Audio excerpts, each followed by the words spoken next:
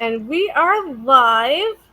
I'm very, very excited that we're all here together. I forgot to grab my book, but Clint has it. Oh, and Jess has her fairy loot. I have that correct. And we are very, very excited to have Jess from Honest Fiction being with us on our first book club live show. So Happy to be here. we're so excited to have Jess. So I guess we'll start with like intros and what we rated it. So if you're here on my channel, you know I am Amanda from Amanda's Booktopia, and I will link all of our socials down below in case you want to check it, Jess out in case you haven't yet.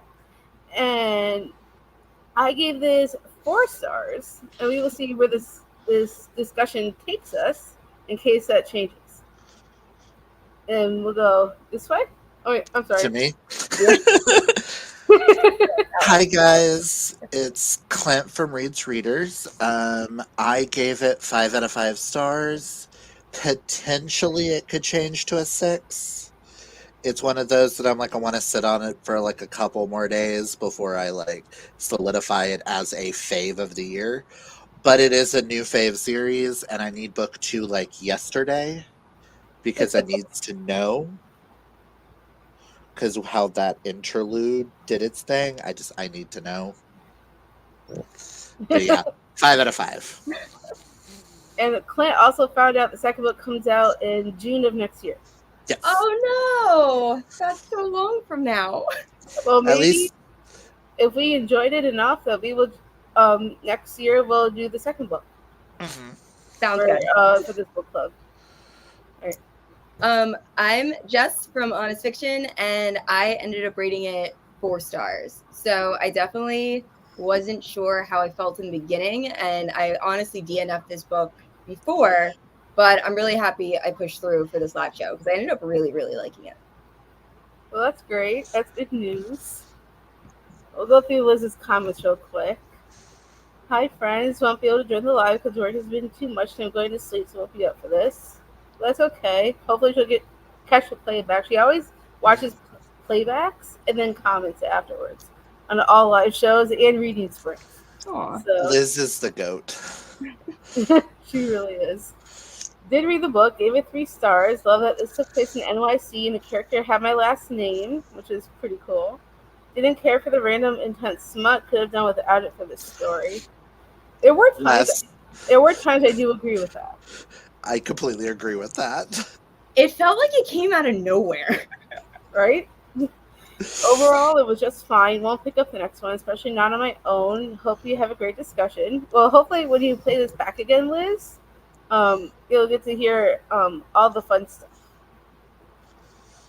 And then I responded to Liz. Are you weren't a huge fan? Hopefully, next month's book will be better for her. Nikki's here. Hey, Nikki. I didn't get a chance to read, but I hope everyone enjoyed. And I hope you guys enjoy our special guest host, Jess. I already am. Hey, Karina. She gave this one 4 stars. Most of us are pretty much on the same page, it looks like. Interesting that you DNF'd it before, Jess, because that's how I'm feeling right now at 35%, but I might come back to it. Yeah. I will say I stretched it out a little bit to enjoy it more because the beginning was really slow. I gave it a 5 mainly probably because how the ending, like, it kept, like, keeping my interest. Once I hit that 50 part mark, I went, oh my god, this is the perfect book for me. What the heck? Oh, also, Jess, I forgot to tell you, I hope you don't mind. I also have this streaming to my Facebook. Oh yeah, that's fine. Okay, because I have a lot of bookish friends on there as well. I'm friends with a lot of authors. Oh yeah, no, not at all. All right, so let's get into the questions because I had Clint help me with some because I couldn't think of some right away.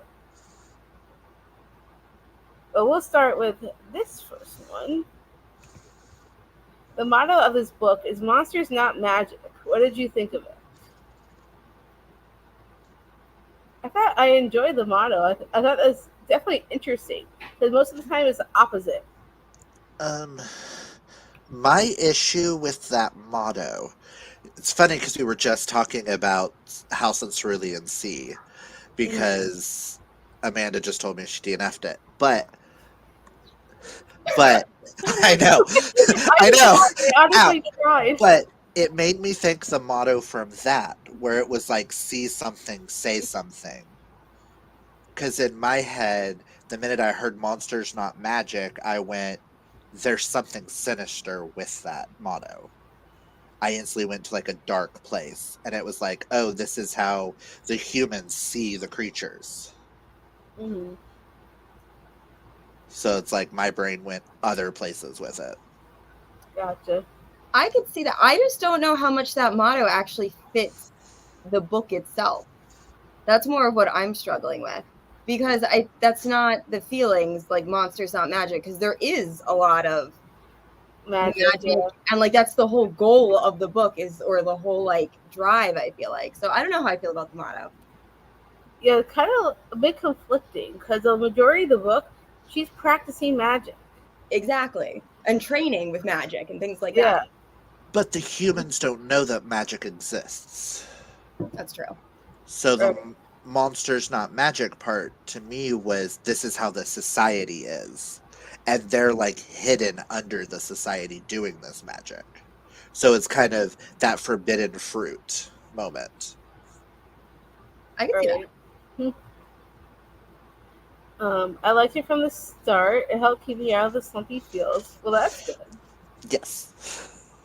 I also finished this at the start of August, so my knowledge isn't top notch with the plot right now. Well, hopefully, it'll help you familiarize. I think that was intentional. Yeah, probably. Let's see. What did you think of the world building? Did you like this type of setting? I did. And I'm someone who doesn't typically like this kind of setting. And that's probably why I kept, or I DNF'd it the first time. Because more of like urban fantasy or fantasy that kind of takes place in somewhat of a real world, I normally am not a big fan of. But I actually found it refreshing in this to be like, oh, this is what New York City used to be like. And now it's this dangerous place and things like that. So I actually really, the world building in that aspect, more of the setting I enjoyed. The world building, I wish we could have gotten a little bit more. It felt like not quite as fleshed out as I would have wished. I also wish we got a little bit more of like the monster war and all of that. Yeah. Right. Yeah, I also wish we had more backstory because they often mention what's her name with a statue. Oh Um, yeah. Coraline? Yeah. yeah, Coraline. Coraline. Because they talked a little bit about her, I wanted more backstory on her. I thought we were gonna get a big reveal at the end, and I'm just now realizing that you said that. I don't think we really did. I was waiting for Coraline to just randomly appear somewhere and her Yeah. not be dead. That Yeah. would have been awesome. I will say I love the setting, but you know me. I like my paranormal urban fantasies. Mm-hmm. I love my shapeshifters, and I was so happy this had werewolves in it, and I was just like feeling my ugh. But I like a real world setting that has like some type of magical underbelly of darkness, because Right. it helps me actually envision it a little bit better sometimes. Not that I don't Right. like magical world settings, like, because we all know I love my Throne of Glass and Akatar, but Right. just this Throne of urban Glass is setting. always top tier. Yes. Great. But I also agree. I really actually I usually like urban fantasy. Because I read a Nora Roberts series where I think it was the year one series that she had. I don't know That's if the you ever only read it. series I love by Nora Roberts. Yeah, it kind of reminded me of that series. A little bit, yeah. Yeah, because there was like this whole apocalypse, and then they had to like survive on their own, and they pretty much kind of went through some of the similar things in this book. So it kind of made me think of that a little bit. It did have sort of like a dystopian kind of element to it without being too dystopian. Yeah. I liked that. I agree with that. Mhm. I think it gave into the idea that people fear the unknown of things they don't understand, but I didn't get far, so maybe I'm far off. No, I think that's accurate. Very accurate. Yeah. I really enjoyed the setting, right? It was definitely a fun setting. I liked what they did with it. I can't wait for book 2 because the way that it tells you what the setting's going to be in book 2, I'm always here for some Ireland settings. Ugh. Right? I think that's what I'm excited for the most. Did you think Kirst is a strong FMC? How did she grow throughout the book? I think she started out like because she was a thief by nature, so she had to grow up kind of strong, and then she had to like figure out her way throughout the world, and she didn't really know much as a kid. And, she was kind of shaped by Jason to figure out who she really is, and then of course he doesn't last long in the book, but I think eventually she really grows up, and by the end, she really starts understanding more. I felt. I don't know what you guys think. I agree with that. I thought I really enjoyed her as a character, and I'm honestly happy that she kind of explains her reasoning for some of the things she does. As far as like she breaks one of the deals, but she explains, "Hey, I've had a lot of trauma in my past. This is why I did these things," which I really enjoy because I feel like sometimes when characters make those decisions, you don't know why. So I enjoyed that. I also love the ending that she did go out on her own and she didn't go back. I don't know if we're talking spoilers, but to Mhm. graves. Oh, Just it's okay if you talk spoilers because by this time at the live show, it's all spoilers at this yeah. Yeah. So like I'm happy she didn't stay with Graves and just like have him train her, and she really did decide to go out on her own because I feel like Yeah. a lot of romanticy that's not the case. So I loved her as a character. Same. She kind of gave me. I don't like comparing all the time, but it kept popping in my head with Selena Yeah, from I was Throne gonna of say Alien Glass. vibes. Yes. So it was like some they were kind of similar in a way, but to me, I felt like Kierce was a little bit more flushed out as a character, and we got more of like some of the things with like Selena and them. Some of the reasons why they did things wasn't explained. Like with this, she explained it, like you said. So like to me, I felt like, ooh, are we fixing Selena in my head? Is Kirst gonna be like my favorite female main character in a fantasy right now? Because she's explaining, and I like the fact that it showed trauma. I like the fact that it was so realistic with that. Right. And like you said, how she went off by herself. I liked how she was like, I love you, but I gotta fix me and learn me first before I can be here. Mm. And I 100%. was like, oh, go get it, girl. Yeah, I definitely agree with that. Be careful what you say about my fire card. I'm not dissing her, okay? Mm. For what I saw of her, I love because we also got that protective aspect. She was very caring for the family that she built. True. Yeah, I really loved how she was really there for her friends, and that she wasn't just going to discard them for some guy that she just met. Because a lot of female main characters tend to do that, and I love that she wasn't one of those girls. That she was for her friends through thick and thin, no matter what. And when one of them needed her, she ran. She didn't like think twice. Agreed. It was basically that whole. I feel like it fixed a lot of how I see in a lot of romanticies how the girl can be kind of, at times, very naive about things. And I didn't feel like she was naive at all. In the sense of, yeah, if she didn't know something, she asked questions. She wanted to know the truth.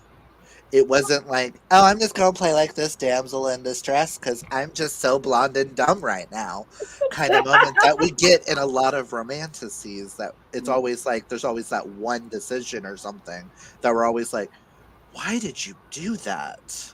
That came out Right. of left field. This one, it felt like every decision made sense, Right. especially when she explained her past. Mhm. Every decision went from then on. I went, oh, okay, we're good. Right.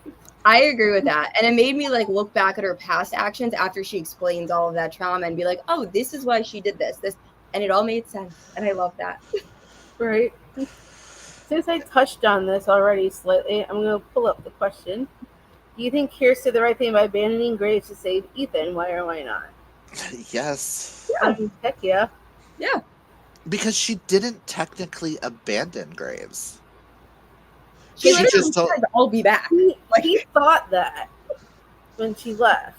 Well, that's his own trauma and his own issues. Right.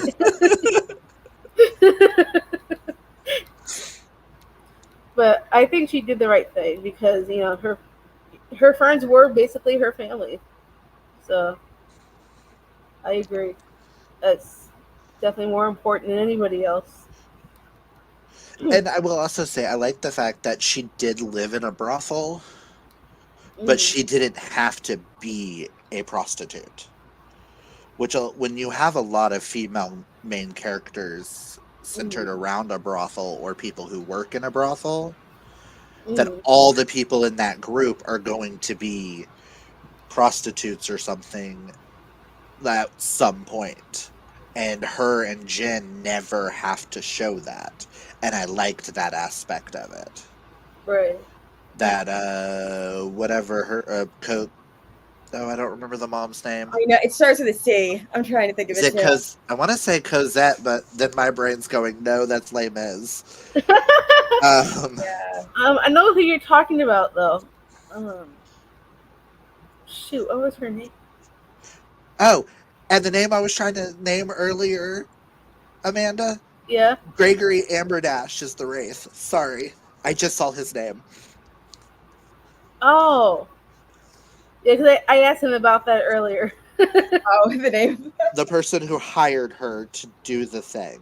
Yeah. Carmine. Carmine. Oh Carmine is yeah. the Is that her mom. name? Okay. Yes. I was like, it's somewhere at the beginning. I know. I was looking through the first chapter. I'm like, it's mentioned early. That's all I I know. was like, I found Jen, and I went, where? Okay, we're at Jen. It's right before Jen. But I Speaking agree of with that. I think it's refreshing that they didn't have to do any sort of sex work. Like right. I agree with that. Speaking of Jen, what do you guys think of her disability and that representation?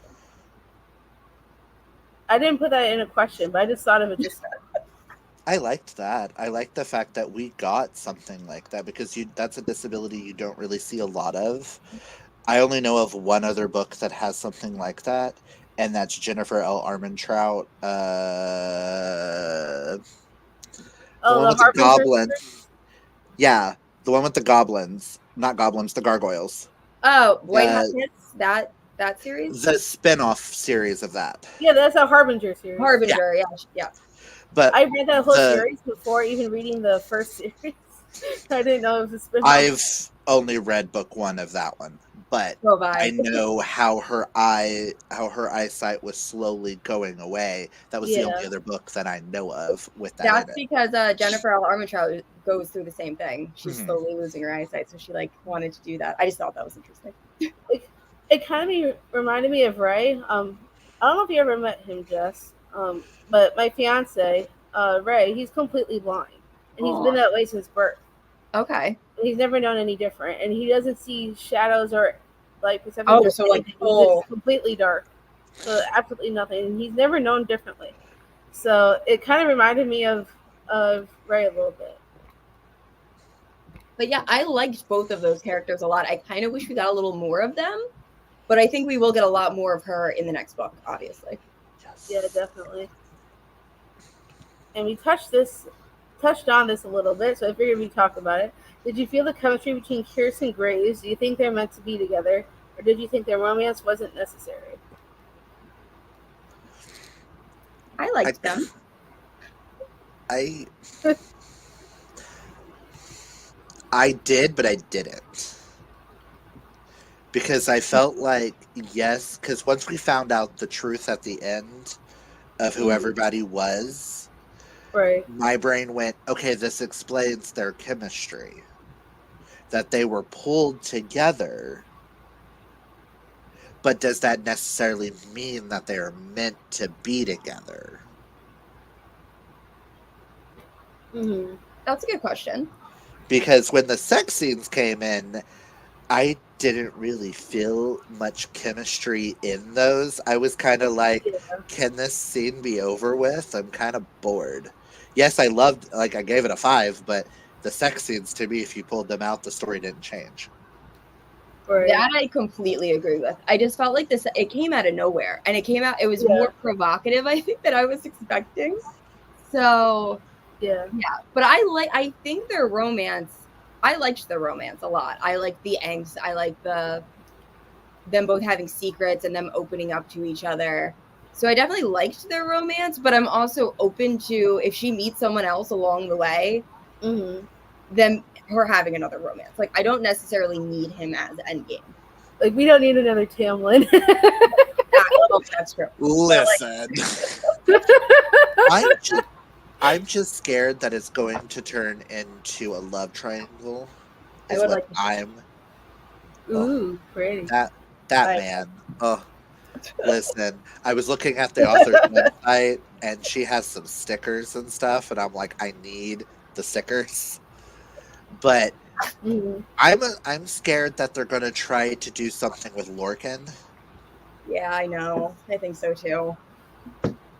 Like, is that necessary, really? I hope not, but I think so too. And in my eyes, if they do, I hope it's a where she gets both Right. instead of losing one because of the other.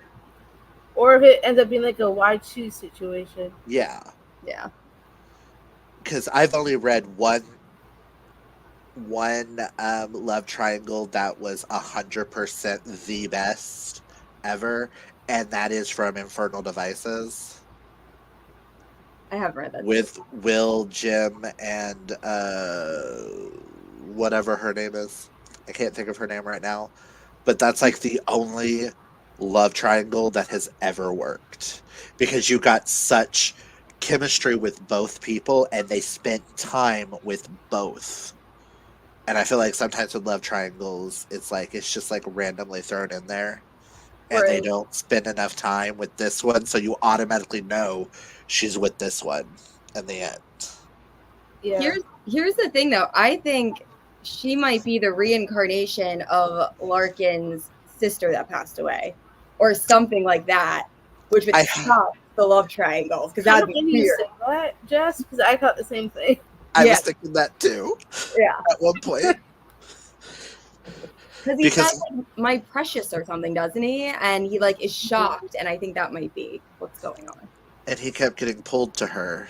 Yeah, And also, Graves gave her that book of the tales, and I'm like, as soon as that like book came up, I'm like, she has to be related to that story in some way. Like, I just had a feeling. yeah. Sam, I don't consider that a love triangle. I know what you're currently reading, and that's because one of those guys can like rot forever for what he did. Wait, what's she reading? Say You Swear by Megan Brandy. Oh, I haven't read that yet. I still need to read it too. Because I don't like one of those guys because the other one's book husband for life, and that one can just disappear. We'll go through the comments. Hey Dana, so sorry. Leia is finishing the book and catching up with the live so far. No problem. Glad you're here now. I hope they end up together, but we all know how fantasy series love to pull the rug out from under us. That is true. I Honestly, mean, I really felt like this book we could have done without the romance and just stick with the fantasy storylines. I felt like that would have made it even better. Not even worry about the romance, just worry about like where these characters are going, like in their own journeys. like this one could have set up a romance Yeah, to be explored later on, and that I feel like would have been a stronger, like, I can actually see it yeah, Yes. more. or like a friends to lovers type thing, Hmm. potentially. I feel like both characters needs to deal with their own trauma before anything can truly happen. Mhm. Right. Not Tamlin. Or as my friends like to one of my friends likes to refer to him as Tampon. Same. OMG, as soon as Lorcan, I don't know how to spell it, came in, I thought that too. Well, you were close on the spelling. Reading the best love triangle right now. Oh yeah, Clint mentioned that. Oh, that's interesting. They mentioned rebirth in the story. They did. I thought that was interesting. I beg, not a love triangle in book 2. Yeah. I don't know if you heard, Dana, but we were talking about this before you came on. The second book comes out June of next year. I think it's June 5th, I think it said. Yeah, I think so. Clear winner. We're just going off the marketing. See, when I was looking up like ways to come up with questions to help, because we normally have like a book discussion, like questions easy ready for us, but this was Yeah, because there. the website I usually get questions off of didn't have anything ready for this particular book. You have to request questions. So apparently I didn't request it early enough. That's really cool, though. I always have such a hard time coming up with questions. So I didn't even know they were websites that did that. So I was just Called Googling. bookclubs.com is what I usually use. What is it called? Bookclubs, CLUBS.com. That's where I usually get most of my questions. That's where I got all my questions for the housemaid read along that we did. Mm-hmm. Wow, this is cool. I know I was just Googling and reading people's blogs. I was like, is anybody giving me like an idea of a question? And it pulled up the author's website. And I saw at the bottom, it was like, ooh, book 2. And I went, ooh, click. We have no information on it except that it's called Wren Book 2, the date of its release, and the name of the series is the Holly and Oak Cycle. The Holly and Oak cycle? So to me, that's more Graves and Lorcan. Yeah. It's going to center around them at some point. Huh. More.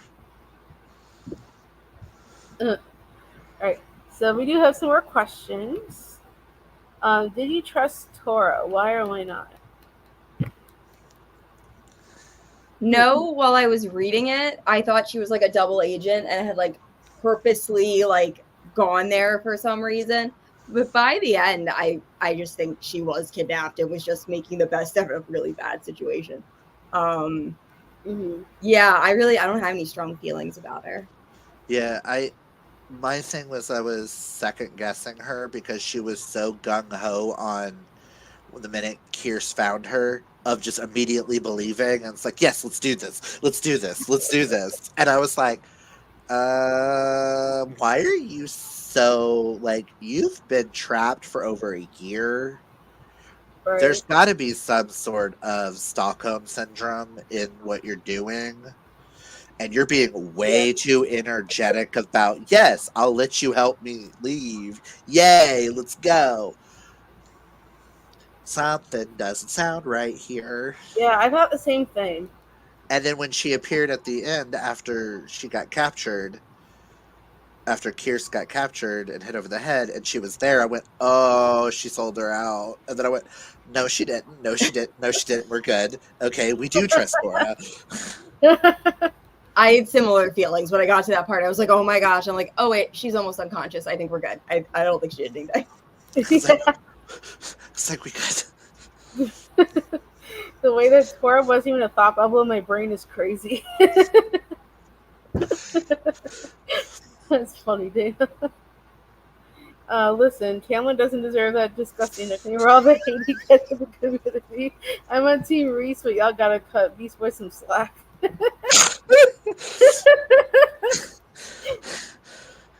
You and my husband should talk. My husband loves Tamlin. I have to agree that Tamlin gets too much unnecessary. I do want him to get a redemption arc. It's not going to happen, but I would love for him to end up with a certain sister, but I don't think it's going to happen. I mean, that series isn't even over yet. She's writing another book, so I need him just to disappear, go off and do his own thing, and let Lucian take over, and Lucian end up with you know who, and they run the spring court. But that's neither here nor there. Back to Wren and the Holly Library. We can tangent about that for an entire hour. Same. we really could. We could just do a whole live show just talking about those characters. I've But done I- one, and it was my longest live show I've ever had on my channel. I think it was like 3.5 hours long. But I do agree about a redemption. I would give so much money for a Talon redemption arc. That's funny. When he says "be happy" in book 3, the sobs I sobbed. Okay, y'all sobbed. I rolled my eyes and I was just like, please leave. That's what I did. I was like, okay, Tamlin, whatever. Just leave her alone. I was like, bye. Take your toxicity elsewhere. Like Dana sobbed. Talon deserves that redemption arc. Maybe. We'll see what happens in that series. But let's get back to this book. I still have questions. Did you ever suspect Kyr's had magic, like in the beginning? And if so, what led you to believe she did? Were there any clues that led up to her reveal? Is this before? I thought of this question like before Graves even mentioned she had magic. No, but I mean, I knew the ward magic, obviously, because we get that so early that she's able to break the wards. Yeah. But I didn't think she had any other sort of magic other than that. I did question a little bit because she mentioned something about running faster, and most people can't catch her. Mm-hmm. But then he caught her. So I wondered if she had something that, like, she sped up without realizing she was doing it. Mm-hmm. Which you do find out later on that she can slow things down. But yeah, that was cool. It was either that or she was going to turn out to be a monster. That's what I thought. I thought it was just like, obviously she's a monster. And that was going to be an ability. Yeah. I think she was worried she would turn into a monster. Because I think she was afraid to turn into all these other creatures that she's seen, and she doesn't want to, and she kind of tends to steer clear of a lot of them. Like, at least she purposely tries to. So I think she was more scared of them than she let on. But she stayed away from them like as much as possible. Like the only Except for the creatures. werewolves. Yeah, it was like except for the werewolves, those were like the only ones because she saw the bad side of the vampires and she saw the bad side of the wraiths and the goblins and the trolls. It felt kind of obvious to me that she had magic of some kind, but I had no idea what kind. Yeah.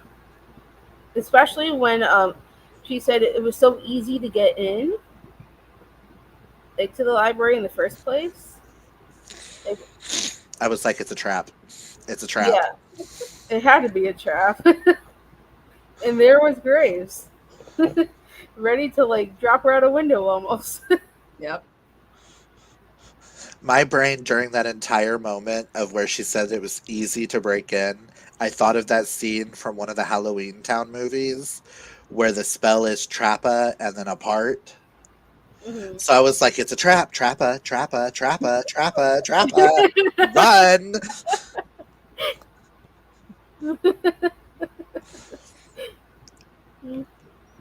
That's a good one.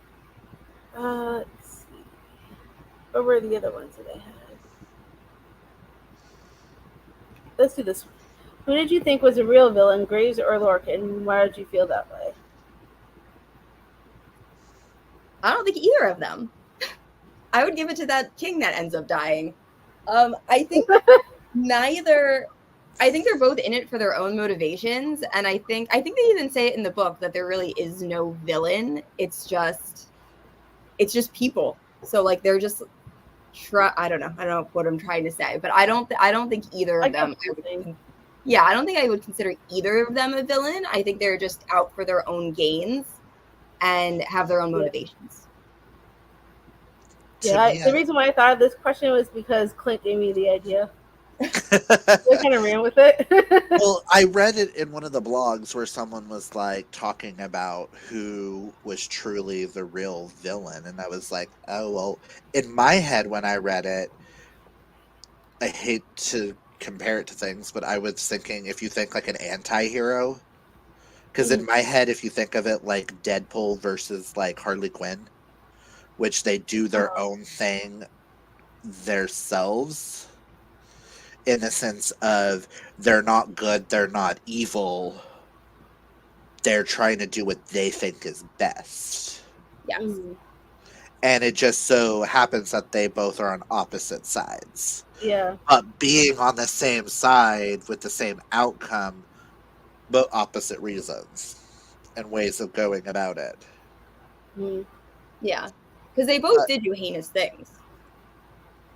but I will say, if one to Kierce, who would be more of a villain, to Kierce would be Lorcan because of him Right. trying to kill her friends. Agreed. Graves didn't try to kill her friends. Yeah. Yeah, he's done heinous things in the past, but since he met her, he didn't do as much as hate. Like it wasn't as heinous. Yeah. Dana says it perfectly. Well, she says she thinks she said it perfectly in the book.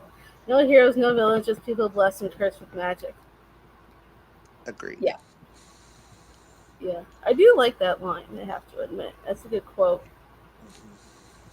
Mhm. Were you surprised at finding out what Greaves and Lorcan really were? Why or why I feel like there were so many hints throughout the book. not? They could have put it in your face. So I was Right. surprised what she was. I did not see that coming at all. But Lorcan and Graves, I feel like I guess pretty soon after they were introduced, and we see that book, and she's telling us like the tale. See, Right. I'm a lover of Celtic mythology because I like to know a lot about my heritage and stuff like that in Irish stuff. So it's like as they were telling all that, one, I didn't realize the story was going to get as Celtic as it got. I was told that it was loosely based on Beauty and the Beast, so I was expecting something like that, not for it to go full this way with Celtic mythology. But Right. as she was reading the stories, I was like, okay, so certain people were mentioned. I was like, okay, so I can kind of see the Holly King for Graves and the Oak King. Eh. I was like, I could see it, but not see it Right. because she kept mentioning more. She mentioned Morgana. So what shocked me was what I was thinking when the three came together to perform magic.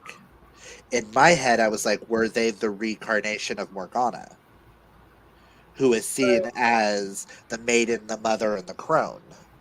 Oh, that would have been really cool. They should Yeah. have done that. So when they mentioned what they were, my jaw dropped because I was like, I had a feeling that they may be some type of fey creature. Mhm. I was so not thinking Will o' the Wisp because we've never seen a Will o' the Wisp in this context before. Right. I don't think I've ever seen a human version of a Will o' Wisp. I don't think I have either. I haven't. And after they said who what they were, it clicked in my head. Okay, okay, there was clues because the tarot cards with Jen, the plants with Ethan, the fact that she can find. She's a thief. She's really good about finding the hiding spots of everything, like where the safe is, how to crack the safe. It's like an automatic thing, which is something that like the Will o Wisp does. Is they find lost things.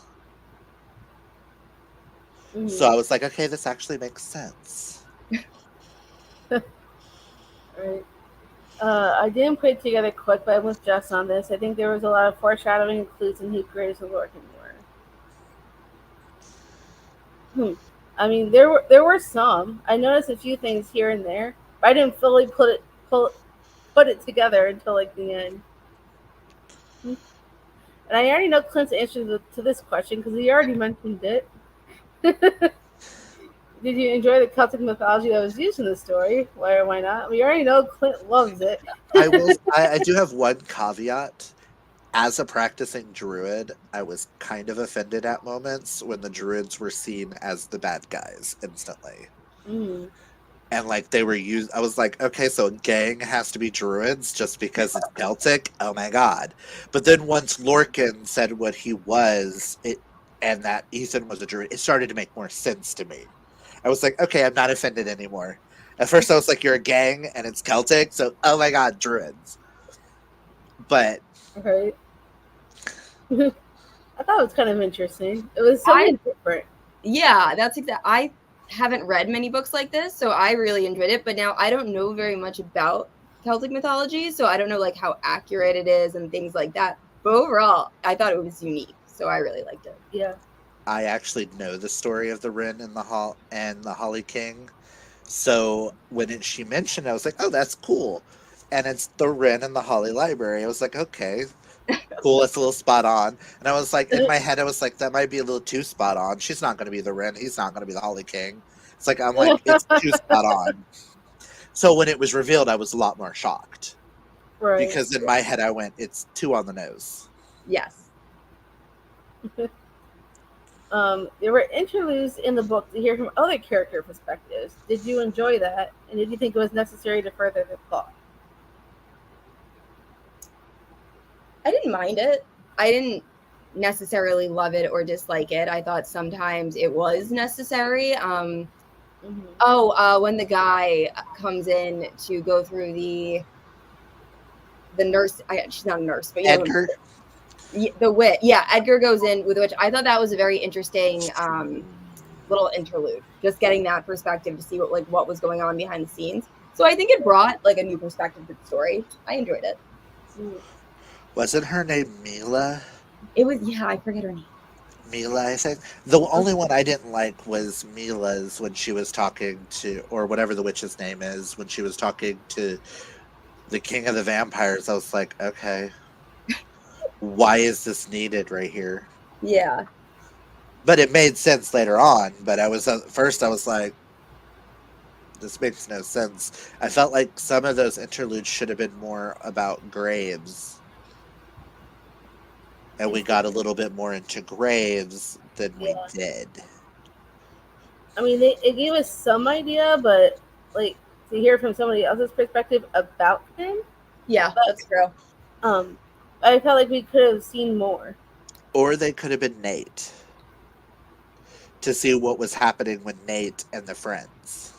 Oh Yeah. yeah, because you don't really see much of them unless she's with them. Yeah. So maybe I don't know if they'll share very much of it in book two, but I would love to see Or more with the wolves. Lorcan. Like to me, it felt like there was other people that they could have used in those spots. Right. I think it was cool to have Celtic mythology featured. I know nothing about it, but it was awesome to see it featured. That was pretty cool. I feel like it's not a common thing we see in books. That is for sure. It's really not. I actively try to look for things with Celtic mythology in it, and it's really hard to find. And you didn't even know this one did until we read it. You said you wanted to read it, and I was like, cool, I want a pretty edition of a book. Because it's stunning for just a simple edition. Plus, we were trying to find just books that were featured on KU that people could easily get to for those that use it a lot. And so I thought of this book because I recently got it and I really wanted to read it because Karina read it and gave it 4 stars, and then it made me really want to read it. So I'm like, is this on KU? So I went on to Amazon. It was on KU. So I'm like, cool, let's do this one. And I didn't even know there was Celtic mythology at all. KU has a lot of really good fantasy romance. Right? So like every month of the book that we choose is on KU. Mm-hmm. At least we're trying. We're trying to make it easier for a lot of people. Yeah. So like this is the first one I thought of, and I'm like, let's do this one. I feel like the first one. I feel like marketing should pitch it, saying that there's mythology in it. Right. That's not giving away anything in the story. It's just for people who are trying to actively find it. Like, it doesn't say anything on the cover about mythology, period. That's a really good point. I feel like the summary in this book does not really give you a good idea about what this book is about, because I completely went in with different expectations. I did Same. too. I thought it was gonna be like strictly just like Beauty and the Beast. Yes. Because there's people who actively like, oh, you say mythology, I'm gonna read it now. And then there's people Right. who are like, oh, mythology, that might not be one for me. Unless I know that mythology. Yeah. So I'm Right. like, it's a missed opportunity. For sure. I enjoyed the interludes. I think he gave some info quickly without having to add tons of pages. Yeah, I thought the same thing. I will And say I like the doctor's ones. I did like the fact that all the chapters were short. Yes. So it Yes, like made the story feel in moments where it was dragging a little bit, like lead on to the next thing. right. Um, what references did you notice that related to Beauty and the Beast? I was just gonna say this. I feel like I wouldn't consider this a Beauty and the Beast like reimagining, other than the fact that there's a monster in the library. Like those are like the only two big things I can see here. I mean, he didn't even hold her prisoner. She was free to go anytime she wanted. Yeah. But I will say she did state though earlier, like when she was explaining everything, that if she feels trapped, she has to set contingencies for herself. Right. Which is a Beauty and the Beast kind, like, to me was kind of like, oh, playing on the Beauty and the Beast thing. Yeah. Yeah. Very subtly. And I felt like the cook kind of gave is it Isolde? Yeah. Yeah. I think Kind that's of it. gave me, like, in my head, I pictured Mrs. Potts. Yeah. Mrs. Potts, but I'm trying to think the actress. Angela Not, Lansbury. not Angela Lansbury. I have a different actor. Halloween Town, the grandma. Debbie Oh. Reynolds. Yeah. I pictured Debbie Reynolds Oh yeah. instantly. And in my head, I was like, okay, that's kind of giving Mrs. Potts vibes. And the fact that the butler kind of gave me Cogsworth kind of vibes. So I was like, I was okay, I thinking can the see same thing. where. So I was like, I can see where you're kind of trying to go with, very subtly. I didn't put that together, but now that you've said it, I can kind of see that. But once again, very subtle. Like I would not immediately think Beauty and the Beast retelling if I read this. Right. Well, my brain kept going back to other Beauty and the Beast retellings that I've read, i.e., ACOTAR, and I thought of Alice being the Mrs. Potts-esque character for that, and that's how where my brain went with Isolde. Okay. My brain started connecting little things as I was reading. I think my brain did that during the slow parts so that I would be more intrigued to continue. Right. There we go. She had to pay for the crime she committed against Graves, and in Beauty and the Beast, Belle took the payment on behalf of her father. Oh, that's a good one too. I didn't notice that. Yeah. I picked up the vibes. I have learned that I enjoy Beauty and the Beast retelling, so I was feeling the vibes for sure. Yeah, I did feel the vibes like in the very beginning, and then it kind of dropped off for me. Shameless plug. I have an entire Beauty and the Beast rec video if anyone would like to check that out. Was that a recent one? Earlier this year, yeah. Okay. I will I have don't to know go if I've rewatch seen that. it. I try to watch every single one of your videos, so It was when I first started the Patreon. It was like around that time that I posted it. Okay, so I probably did watch it. Yeah. I mean, the minute Amanda introduced me to your channel, whether I comment or not, I've watched every video you've posted since. Thank you. Yeah, you like honestly, one of the reasons why I wanted you to join us so badly was because I thought you'd be perfect for this, and we both love your channel so much. So I'm like, you totally fit the vibe. Thank you. It reminded me of the North Wind. I ate that up. Oh yeah, that was a good one. Did you read that one yet, Jess? You might like that. I think I had it on TBR, but I don't actually think I read it. I'm I checking think it's right by Alexandra Warwick or something like that. now. I have haven't that read it on. yet. I have it on a list to It was eventually because of get Dana one that I day. read it. And then it was indie published, then it got traditionally published. And the second book is being traditionally published, that's coming out in November, I believe. Can we just say I am loving the fact of all of these indie published books getting recognized and getting published. Right? Like, for And the example, and Red Tower taking them and having a field day. Listen, I love Red Tower. right? Their books that they put out are so pretty.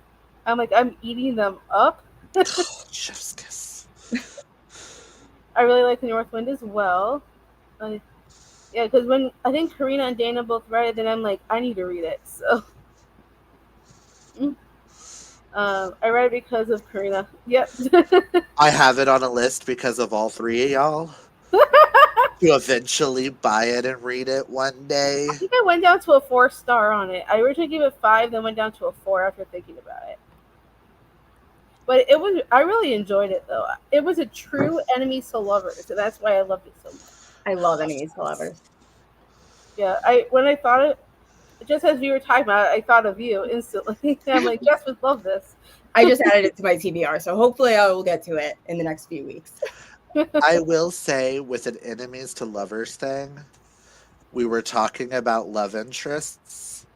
I could see Graves and Lorcan, possibly, because it was mentioned that the other warlock chick had walked in on Graves with who's now her husband, so that is a possibility.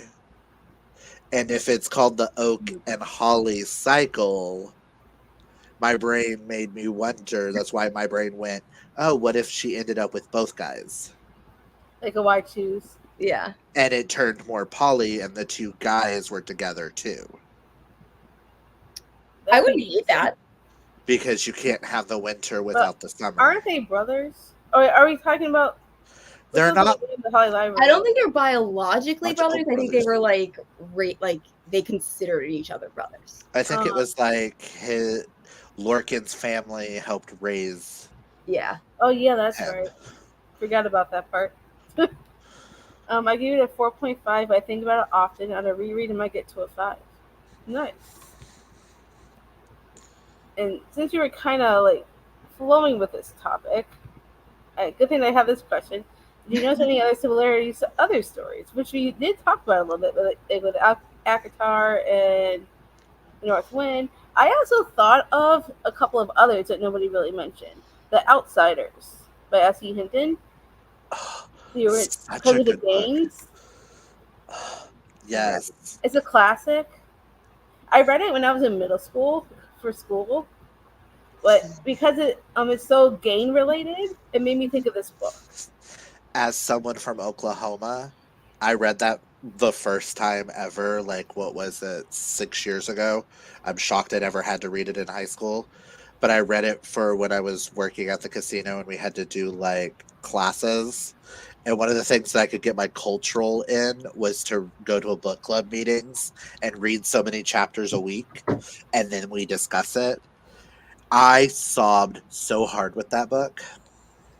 So I could see where you're going with that. Yeah. I've also been to every single place that's mentioned in that book because I took a day trip to Tulsa to go to all those places.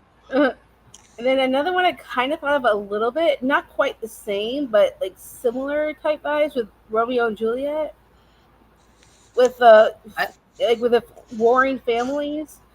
You know, these were also like warring games, sort of, kind of. So maybe like a mix of like the Outsiders with Romeo and Juliet a little bit.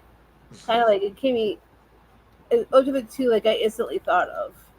See, the three that I instantly go to is it gave me Book of Night by Holly Black kind of vibes of like the thief and like the darkness of the world. That's what I was going to say. Yeah. And I needed that. It also gave me Invisible Life of Addie LaRue kind of vibes. in the sense of she reminded me a lot of Addie, especially because like that was the first like bisexual character in a fantasy I thought of. Mm-hmm. And her being so open about it, so was Addie, and being so I need to protect those I care about. Right. And then the only other one that popped in my head was kind of Discovery of Witches, I thought Discovery of Witches too. which It is had those vibes. I still need like to finish that series. it had like the academic kind of vibe of it, the way she was learning and everything, and like the forbidden, like they shouldn't fall in love with each other, but they are kind of thing. Mm-hmm. It's one of my favorite series of all time, and if I find something that to me feels like that, I'm gonna eat it up. Right. I thought it was a little bit like Fourth Wing, but I can't explain why until you read it. So there's a certain dynamic that reminded I me of read the it. character. And then the other one, this is gonna be Amanda, you were naming like classics, but Twilight came to mind with his power in particular, because I know if you guys have read or seen the movies, uh, Bella is like a shield. So like Edward's very upset that he can't read her mind. And like that Right. dynamic was going on, I felt like a lot with Graves, where he's like, this is so frustrating. I don't know everything about you instantly. So I I thought didn't there even was think of that. Well, that's a good See, comparison. you went Twilight. That's kind of why I went Discovery of Witches, because it's more adult with it. yeah, I was thinking Twilight at one point, but then my head started going, no, it's more Discovery of Witches, because it's a lot more adult with it and a lot more, Mm-hmm. it's like darker and not as like teen angst. yeah, I agree. But I get where you're going with that, though. Ugh, perfect. I love the outsiders, but can you explain? Oh, you mean like with the games? Yeah, because when I read this book, I was thinking more in games, the outsiders. It just made me like put the two together. See, I can see where you're coming from, because in my head it Yeah. was like the Druids versus the Dreadlords, and to me it was like the Soch versus. Mm. Wow, blank. Are they called the Greasers in that? Are they? I haven't read it, I can't answer. I don't remember, but like Uptown versus Downtown is kind of like what. Okay, Yeah. they are the Greasers. Cool. My brain was like, are they called Greasers? I don't remember if that's correct. It's been like 6 years. Listen. I read it towards the beginning of my YouTube channel, okay? My reading taste has changed since then. Right. I think all of us have evolved since the start of our channels, probably at some point. Definitely. Amanda, have you read The Tempest of Tea yet? Yes, I have, actually. I think I did it, was it earlier? Like, not long after it came out. I think like the month after. And I gave it 4 stars. So I did enjoy it. I have it on the I think list. Jess is right. I think I saw it on her channel once. I gave it 2. At least, Which is why I'm so quiet over here. I got the Barnes and Noble exclusive edition. I I really like the silver foiling and the hardback. it's adult, right? Yes. Is it? Because if it's YA, it'll probably be pushed a little bit further Oh down no, the it's list. definitely not YA. I can tell you that for sure. Yeah, I don't think it's YA. So is it new adult? No, it is young adult. It is YA. It is? I was gonna say, because I think I got it in. Well, that's what Goodreads is saying, but Goodreads has lied to me. I wonder if it's more on the new adult, and they put a lot of new adult in YA. Yeah, young. Well, there is Young there adult. is some there is a little bit of violence in it. That I will tell you. If you're okay with that, it's a decent read. Okay, it might get It was pushed a a little little slow for further down. Like the beginning for me was a little bit slow, but once we got to the middle, everything just went like full speed ahead. I'm sure Jess would probably agree with that. One of the comments is exactly why I gave it 2 stars. It's because they pitched it as a heist like Six of Crows, and I did not feel that. That's the reason why I got it. Yeah. I thought it was gonna be like, super heisty. I love Six of Crows. So do I. As someone who DNF'd Six of Crows. Have you seen now Six of Crows. Oh, The so only What? the only Lee Bardugo books that I have actually completed was the series before Six of Crows. Shadow and Bone. Yes, I DNF Six of Crows and I Great series. DNF Ninth House because I just can't stand the writing. I understand why on Ninth House. I did read Ninth House and the second book, Hellbent. I read both of those, but I could see why you would DNF it. yeah. Again, Karina's the only one from our buddy read of like 20 people who actually finished Ninth House and enjoyed it. All the rest of us DNF'd around the same marks. I think I gave it 4 stars. I liked it, but I'm used to her writing. Like I was just liking the Right. story. Personally, I thought Hellbent was better than Ninth House. I agree with that. I actually liked Hellbent a lot more than Ninth House. Yeah, it definitely gets better, that series. I still need to read Kingdom of Scars and Rule of Wolves, and I have not yet read her short story collection. But I do have them on my shelf. I just haven't read them yet. But everything else that I read from her, I've generally enjoyed pretty much. For the most I part. thought I was gonna love Six of Crows, so I bought every book that goes after it in hardback, brand new. And I had to, after I DNF'd it, I went, oh my god, I feel bad. All my friends love this. I'm But I gonna love be shocked. Kaz so much. I love Kaz Brecker. He's like one of my favorite morally gray characters. Same. I couldn't stand him. That's so sad. Wow, so funny you say that because a bunch of us will be starting the All Souls trilogy next year. I might have to reread so I could read the last 2 books because I've only read the core trilogy. I still need to read what's his name's book and then the newest one. I was going to say I don't remember him sparkling. That part of his power.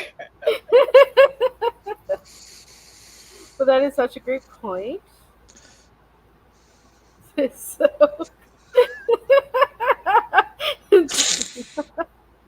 Inside joke with Twilight.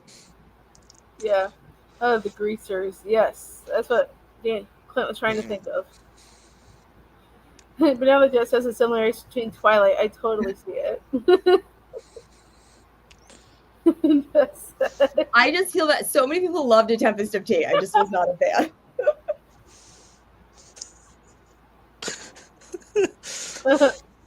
Oh, I gave it Tempest of Tea 3 stars because they pitched the heist so hard that was barely in the plot. Yeah, it was the whole reason why I got that particular book was because of this comment right here. Six of Crows meets Peaky Blinders. I've never seen Peaky Blinders, but I am a huge Six of Crows fan. So I'm like, okay, I gotta give this a try. See, and I'm glad I did. I did enjoy it. What I'm thinking the issue I might have is I have DNF'd almost every heist book I've read. Because I can think of Crown of Wolves, and I DNF'd that one by Roshani Chachki. And I'm a huge... author yet. I like her writing because I love Aru Shah. I'm trying to think what other heists I've read.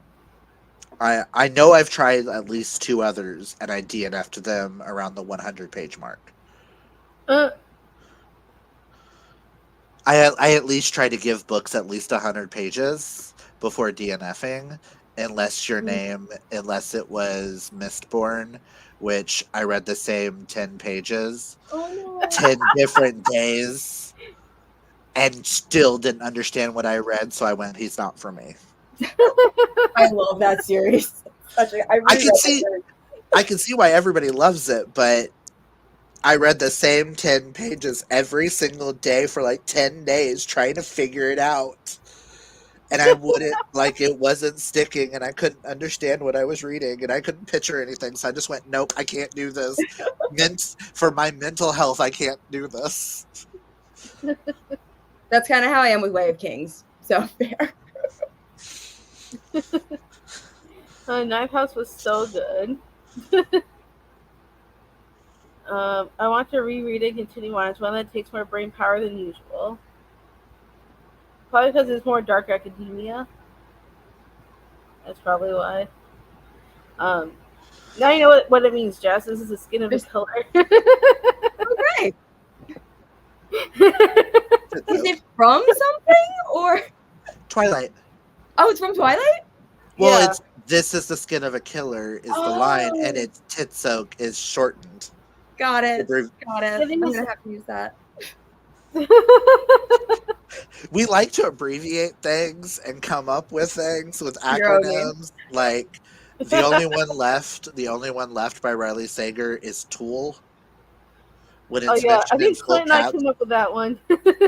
it's Tool. I kind of like that one. And I just remember the day where someone, I think it wasn't it Karina that was super confused because she's like, Yes. I like that. She's like, are we talking the band? No, we're talking the only one left. which is my favorite book from last year. Oh no, it was Karina who said Tool first. Then who thought it was the band?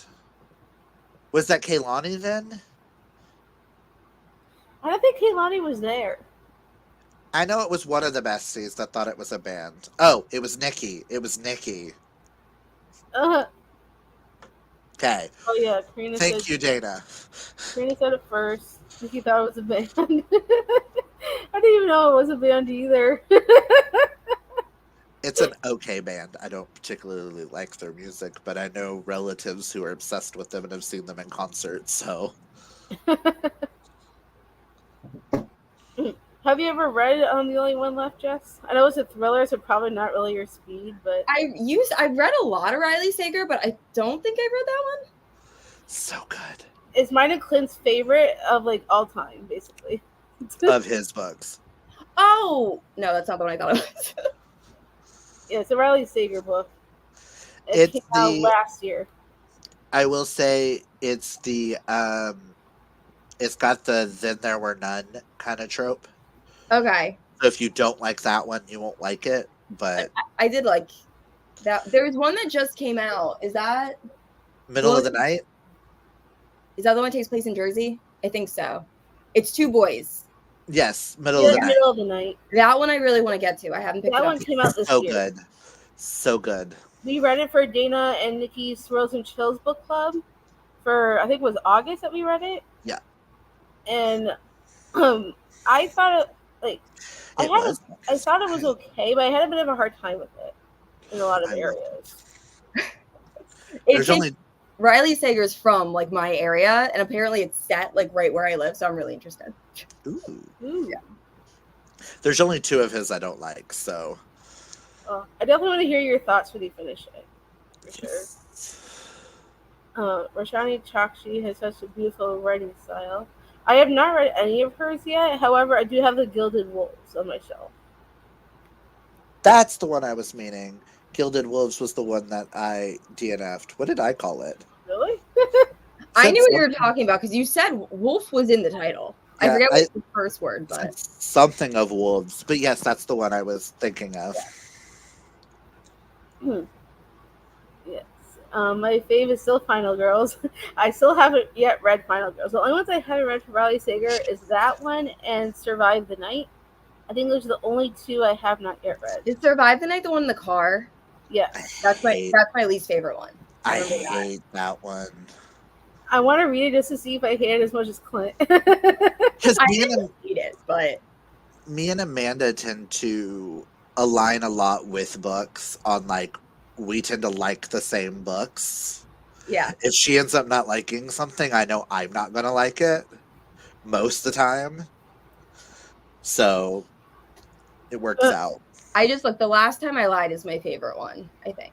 Oh, that's my second favorite. I love that one. Actually, Dana and Nikki, when they did their Camp Nightmare back in June for Thrills and Chills, their group book was The Last Time I Lied. So, That would be good for that. That really fits the theme. I think I was like in the middle of the road with that one. The only other one I hated was Across the Lake. House Across the Lake. The minute they added something in it, it threw me completely off, and I went, "Nope, I don't like this. I can't stand this." I mean, I didn't mind it, but I didn't love it. Dana gave Middle of the Night 4 stars, and yes, I do remember this because I'm very excited. Dana and Hmm. Nikki are doing spooky readathon next month called Stay Spookyathon, and we're very excited. Yes. If you want to hear any details on it, Dana's channel is Dana Ella, like right here. Um, Both her and Nikki from Nikki's Bookish Coven, they're hosting the readathon for the month of October, and they're doing a bingo board.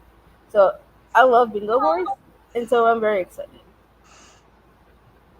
All right, Dana, I just subscribed to you. Matter of fact, everybody in the chat has a channel Oh, Yep, okay, wait. except for Liz. except for Liz, yes. Karina from She Dreams and Words, she also has a channel. And then Nikki made a comment earlier saying that she didn't read the book but hopes everybody enjoyed it. Mhm. All And right, then Sam. Oh yeah, Sam from Sam's Bookish Faves. Sam.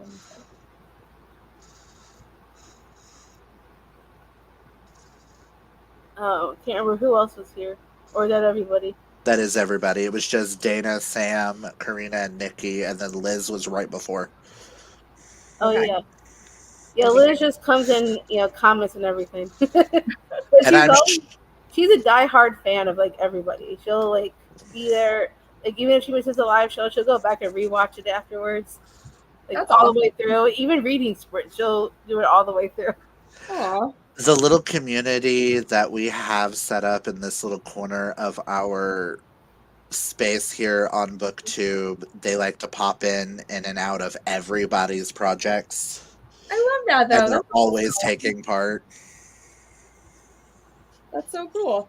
And then if Bethany would pop up, she would probably say something. She always has like the opening lines of "Look at all the stunning beauties on the screen" or something. Oh yeah, Always that's sending Bethany. positivity. Yeah, she pops in here and there. She's not always here, but she comes in on occasion. Um, But we have a lot of really good people in our group in this corner of the internet. I And was we trying hope to we would click love to the add group you to that channel. too, Jess. We would love to add you to our little corner. Yeah, I would love to join. But I can't find your channel, Clint. What's Reed's Reads readers. Reader. It should be a dark blue with yellow writing now.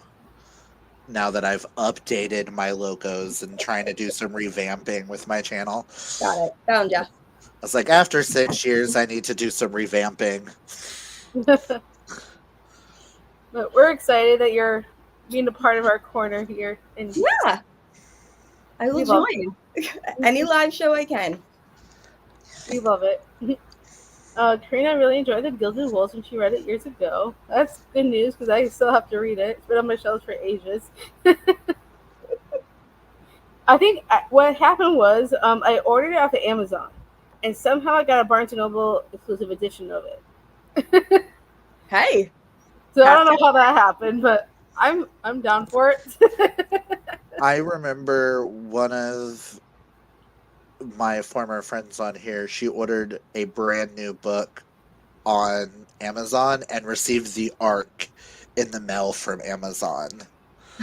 And she was just like, well, thank you, but this isn't what I wanted. I wanted the pretty edition, the pretty hardback, Right? not the paperback ARC. Not good. Survive the Night is in the card. Absolutely terrible. I haven't even read it yet, but I want to at least try. Yeah, it wasn't great. It wasn't I great. was so upset that year because I read that and Malibu Rising back to back, and they were my most anticipated books of the year, and I gave both 2 stars Aw. because the endings upset me so much. That's fair. We really like Last Time I Lied. It was such a good time. Aw, thanks, friends. Well, we love you too. OMG, thank you. I just subscribed to you too, Jess. Yeah, thank you. Jess, I'm going to binge all your videos. I mean, Trust me, Jess's videos are so entertaining. I cannot stop watching. same. Even if I wanted to. I mean, when you post your videos, because you have them Sundays and Wednesdays, Yep. Wednesdays and It's Sundays. typically Monday morning and Thursday morning. While I'm getting ready in the morning, it's playing. Aw, thank And it's you. kind of like helping me wake up. So that's why if I don't comment, it's because it's just like on the rotation of other videos of just like let's watch through. It's making me wake up and have a better morning. That's And, awesome. Thank you guys for watching. and immediately when she set up her Patreon, I'm like, I need top tier immediately. You were one of the first people, and I was just like, someone already like did the top tier, and then I realized I like recognized you from my comments, and I was like, Mhm. oh my god, very touched. Yeah, 'cause I've been obsessed with your channel ever since I found you. I don't remember how I found you or where I found you, but like I'm so glad I did because I'm addicted to you and your videos. So, Oh, thank you. and Same. I'm so glad I'm in your Patreon because I get to watch your videos before they go live. Yeah, and I have a lot of exciting things coming for the Patreon now that I have more time on my hands, as you know. But yeah, it'll be good. And in case you do want to join your Patreon, everybody who's watching, I will link it down below in case you are interested in joining us because we always have such a fun time together. Thank you. I know sometimes I miss some of the read-alongs, but it's because I already have so many books I'm already reading. Yeah, it seems like you guys have a lot as far as like different read-alongs and things. So. I mean, Right? we have I'm four excited book for our new one clubs. coming up. I was like, we have four book clubs going on because I know the besties each have two. I host two. Amanda has one. So there's Yeah. four altogether there. Then you've got, I know Dana and Karina are part of two different read alongs right now, one for Lainey Taylor and one for Abby Jimenez. So we have, and then there's all the Amongst book all of us, clubs it's a lot. is a That's lot. a So I'm lot. like, I mention every book club book, and I was like, if I can get to that one after I take care of the books I have to read, cool. If not, I'll be at the live discussions, hearing what y'all's thoughts are on the book to see if All right. is this a book that I want to read. Yeah. I I, can barely manage the 2 books I have to read a month. So like all of those, that's a lot. well, you also like pretty much listen to all your books. That must Oh make yeah. it a lot easier. Yeah. I listen to everything. Oh, I listen to almost all my books too. It helps with work because I work with nothing but numbers all day, matching things up. So having an audiobook going, I focus better. Yep. Mm, Okay. yeah. And we got a couple. Oop. I missed something. There we go. The community is so beautiful. It really is. The community is my favorite part of the book universe. Yes. Audiobooks are so top tier. Ah, audiobooks are life. If I had to use my eyeballs all the time, I would tap out. As we like to say, we prefer our earballs here, our earballs to read our books. I can't remember who came up with it. Was it Kehlani or Dana? It was one of them. I want to say it was Dana. Yeah, it might have been Dana. I think it was Dana that came up with earballs. You know, everyone says it. Aw. I actually kinda like that. We did have, I think, at least one more question. Let me just make sure that we don't have anything else. I think that was mostly everything except for one. All right, here we go. This is the last question. After reading this, do you have any ideas as to where the series may take us? I know the location. But as far as like what's gonna happen, I'm not sure. The thing that I'm thinking, because it was mentioned, there was two things mentioned of the stories she read that were not in this. One being Morgana, which in my head, knowing that the three of them weren't Morgana, I'm thinking the other warlock chick that they called the goddess Mm-hmm. might have something to do with Morgana. At least one of her phases of it. And then I've been pronouncing it wrong my entire life, and the audiobook corrected me, so I don't know if I'm gonna say this right, but the Tuatha De Danann, or the Tua De Danann, Oh, which I know what you're are about. which are the Fey folk, Oh Yeah. yeah. and with her going to Dublin, and the actual stories of the Tuath Dedanan is they're the children of Danu, who is the Celtic goddess of Earth. She's Mother Earth to Mm-hmm. the Celts. So I feel like she's going to play some type of role in the future. Just because those were the two stories, all the other stories that were mentioned Mm-hmm. took place in this. Like the Will o' the Wisp, the Holly King and stuff like that was all like took part. These two separate did not. So I'm wondering if there's foreshadowing with that. That's a good point. I think you're right Yeah. on money with that. I also think the statue, who's on the statue? Coraline. Coraline? Yeah, I think she's going to come into play at some point. She would have to, I I would assume. I agree. I was thinking the same thing that like at some point, like it'd be so cool if she ended up being alive this whole time and she just burst onto the scene. That'd be Or kind of interesting. what if she is the statue? What if one of the two statues is Coraline? What if Coraline was the sister? Ooh, I didn't think of that. I just thought of it. It might not make sense, but Coraline was the sister, and really they're the reason the whole monster war even started. That would be interesting, but the sister's name is Emmeline. Oh, darn it. So I'm like, I get where you're going with it, Yes. but Wait a minute. Hold up. What if they switch places somehow? Were they identical? Do we know that? I don't know. We're going to find out in June. but it would be interesting if those two were to take place. Now that she knows she is a fae, Mm-hmm. and she's going to the goblin market, she's gonna want to come across other fae to learn more about herself. And then you've also got Jen being a high priestess, could be something like Danu and a few of the, or the Morgana. Morgana is the Celtic goddess. She's basically Hecate, if you know Hecate in Greek Mhm. mythology. Yeah. She's basically the Celtic version of Hecate. Right. And most witches and priestesses worship Morgana. Right. Huh. So it would be interesting that they might play into this. Oh, I'm definitely excited for the next book. I definitely want to continue it and see where it goes. Yeah, I'm curious. I hope the Morgan does make an appearance. I wonder if Coraline is the Morgan. It's a possibility. Didn't even think about that. It would be interesting because Coraline is a vampire, so and the Morgan is usually typically seen as evil because she's kind of blended in with Morgana Le Fay in the King Arthur myths, Right.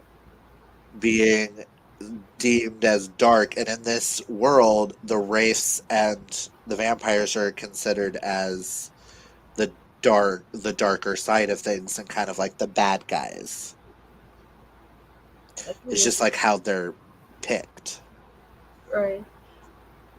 I know in mythology she's a queen and she started the whole war. So maybe she's the queen. It's a possibility. We'll have to see. I am excited for June because June is also my birth month, and it comes out like almost a week before my birthday, close to it. I'm excited because it's coming out in June, and this is a book that shocked me so much with it being so queer. I Yeah. was not expecting it to be as queer as it ended up being. So I was like, okay, and now that I know book 2's coming out during Pride Month, I'm even more excited. Oh yeah, I'm excited. I think it's going to be really good. Yeah, I'm excited to see what happens next. It's what makes more so interesting than ACOTAR because your story is going to be wild. Yeah, I very much want to know what her story is. So much. I think she's going to go bad. I just want to know who the next book is about. Me If we're too. just following Nesta or are we following a different character. I also want to see more about Amryn. Because she's one of my favorite characters. So that would be interesting. I mean, Crescent City left us off in some places, so Yes. I with know. possibilities. I have theories about Even with a House of uh what's that called? Not Sky and Breath, but the other one. Flame and Shadow? No, or are you the talking Water? I'm House talking the of Crescent City series. Oh, The the one that's coming out, or what would be the next one? there's four houses in the Crescent City series. I know Are you there's talking about the Many Waters? yes, that's what I'm Yeah. thinking of. I think there's going to be another book with that title, House of Many Waters, And it and I better think there's follow going to be Tyrion's Tyrion. story. It better. Then I think I'm it would. I don't know who else it would follow. My it has to be man Tyrion. It would make the most sense. My man needs redemption and his story to be completed. Yes, that's why I think there's going to be another one. Plus, I think there could be. I don't want there to be, but there could be crossovers from Throne of Glass with the pirates. But Ooh. we'll see. Because Well, they already did a crossover in the book before, like the most recent book. she did announce that after she finishes the next Akatar book, she is working on the next Throne of Glass book. What? She did mention in an interview that she is working on a book that'll be a spin-off because there's a story that has not been finished yet. Well, I think she's gonna do a prequel series to Throne of Glass. I think now that we know what happened in Crescent City, I think it will be a continuation because there's still one more weapon that needs to be attached with the other two. That could be good. That's We'll possible. have to do another live show just talking about this. If you guys do that, I'm 100% down to join for that and just discuss Akatar because I can do that every day. There is one storyline that is still not wrapped up in Throne of Glass. Right. All I will say is Manon. She's my favorite from the series. So. You mean her? Okay. Uh-huh. I would love that. Right? I would absolutely love like all of that. But I think because of the people we meet and their names in House of at the last Crescent City book we got, that we're somehow gonna have to get there. Uh-huh. Just speaking in code. Speaking in code, that's funny. So I'm just gonna go through the last little bit of comments. Hey Tren, sorry, I know you're just joining, but unfortunately we're about to end. So I'm so sorry, Tren, but I'm glad you at least came for at least the last couple minutes. Hey, go us. It's only been an hour and 30 minutes. Typically with you and me, it's like 2 to 3 hours. It's 30 Right? talking whatever we came here to talk about, and then 20 minutes of laughing and watching a video of me falling. Over and over again. We'll have to show that to you next time, Jess. It's funny. She better not mess with Throne of Glass. I kind of hope she leaves TOG alone. I don't know. We'll see. Hey, at least I managed to show some support. That's always great. Unfortunately, we do got to end here, but we want to thank everybody for joining, and we want to give a huge thank you to Jess for joining us. Yes, thank you. Thank you for inviting me. And we're so glad that you were here. We hope you come back for another one. Definitely. We have many more good books to come. And for those that don't know what we're reading next month, it is Contract Bound by Elle May with Clint showing off the book. It is a vampire hunter story with a female romantic relationship. So if you're interested, I definitely recommend getting the book. It is on KU if you have KU. So we would love to see y'all support next month. And it's nice to meet you too. Yes. Yeah. So glad that you guys were all here. I hope everybody had a good time. And like Karina and Dana said, nice to meet you, Jess. Everyone's saying yes, it was nice to finally meet you too. And trust me, Jess has amazing fantasy romance recommendations. So highly recommend checking out her recommendation videos. Yeah, my wish list just keeps growing and growing because everything. Oh, that sounds every good. single time. I will like pause what I'm doing in the morning and be like, okay, gotta add that. Gotta add Thank you that. so much, guys. Really, thank you. So if you liked being with us, make sure you give us a huge thumbs up.